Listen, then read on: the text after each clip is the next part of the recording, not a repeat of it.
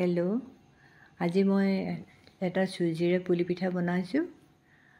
চুজি আৰু পানী সমান পৰিমাণৰ লাগিব। মই কেৰাহী পাতি 1.5 কাপ পানী দিছোঁ। পানীখিনি অলপ গৰম হওঁতে মই 1.5 কাপ চুজিও দি দিম।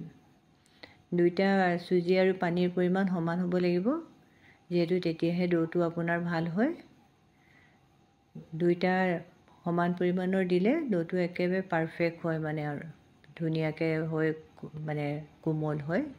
আৰু বেছি যদি পানী কম হয় ডোটো টান হ'ব। টান হ'লে ইমান ভাল নহ'ব, আপোনাৰ পুলি পিঠাকেইটা অকণমান টান হ'ব।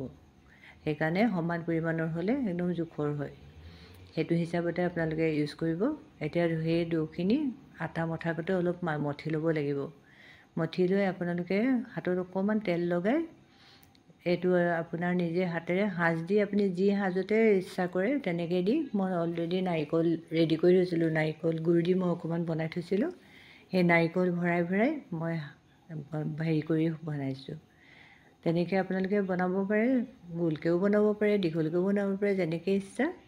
মই অকণমান দীঘলীয়া কৰি দিছোঁ। তেনেকৈ আটাইখিনি মই বনাই ল'লোঁ। অতি সহজতে বনাব পৰা এটা চুইট ডিছ। কেতিয়াবা বনাই খাই চাব পাৰে। কোমল হয়, বৰ ধুনীয়া হয় খাবলৈ। এতিয়া মই আধা লিটাৰ গাখীৰ লৈছোঁ। এয়া দেখিছে মই গোটেইখিনি বনাই ল'লোঁ, একেটা ষ্টাইলতে বনাইছোঁ। এতিয়া গাখীৰখিনি মই গৰম কৰি তাতে চেনি আৰু অকণমান কেশৰ দিছোঁ।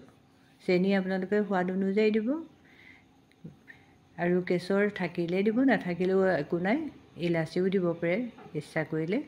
এতিয়া মই তাতে সেইখিনি যিখিনি বনাই ল'লোঁ মই সাজত, সেইখিনি দি দিছোঁ। হৈয়ে গ'ল, একদম ইজি। বনাই খাই চাব কেতিয়াবা, ভাল লাগে খাই। আলহী আহিলেও বনাব পাৰিব, বনাই থৈও দিব পাৰে ফ্ৰিজত। বাই, লাইক আৰু শ্বেয়াৰ কৰিব।